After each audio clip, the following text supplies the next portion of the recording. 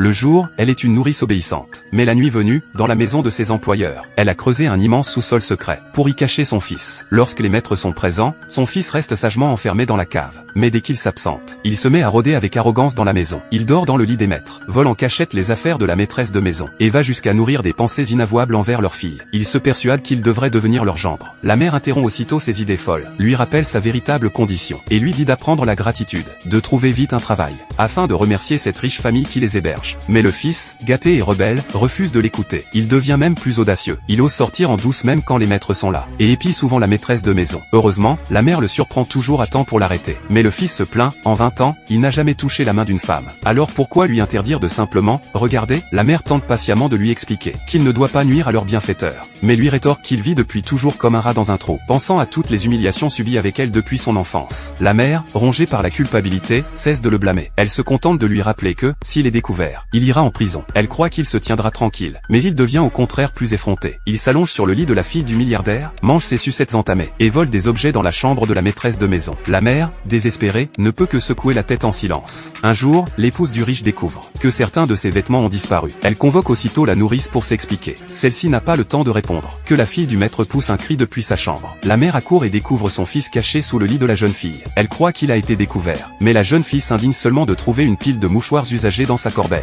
La mère, affolée, prétend qu'elle s'en est servie parce qu'elle était enrhumée. Mais la jeune fille s'apprête à regarder sous le lit, lorsqu'un appel de son père l'interrompt. Le fils profite de l'occasion pour s'échapper. Il entend alors le milliardaire annoncer que toute la famille partira le lendemain en voyage à l'étranger. Fou de joie, il s'imagine déjà devenir le maître de la maison. Il appelle aussitôt ses amis, se vante d'être désormais le gendre du milliardaire, et les invite à venir faire la fête dans la villa. Il ignore encore combien cette décision le plongera dans le regret. Le lendemain, la famille riche se prépare à partir pour l'aéroport. Avant de partir, ils ordonnent à la nourrice de ne laisser entrer personne de suspect. Mais à peine sont-ils partis, que les amis du fils débarquent à la villa, tous jaloux de sa prétendue nouvelle condition. Il les fait aussitôt entrer. Revenant du marché, la mère s'indigne et le sermonne. S'ils sont découverts, ils finiront en prison. Mais le fils, d'un ton brutal, lui réplique que les maîtres ne rentreront pas, et qu'il veut profiter de ce moment de gloire. Pendant ce temps, à l'aéroport, la fille du milliardaire réalise qu'elle a oublié ses papiers d'identité. Sa mère l'accompagne donc précipitamment pour les récupérer. Mais la villa est déjà en plein chaos. Les amis du fils portent les costumes sur mesure du milliardaire, s'emparent de ses montres de luxe, et organisent une fête débridée dans le salon. La mère tente de raisonner son fils, mais un de ses amis la gifle brutalement. Sous le choc, elle attend que son fils la défende.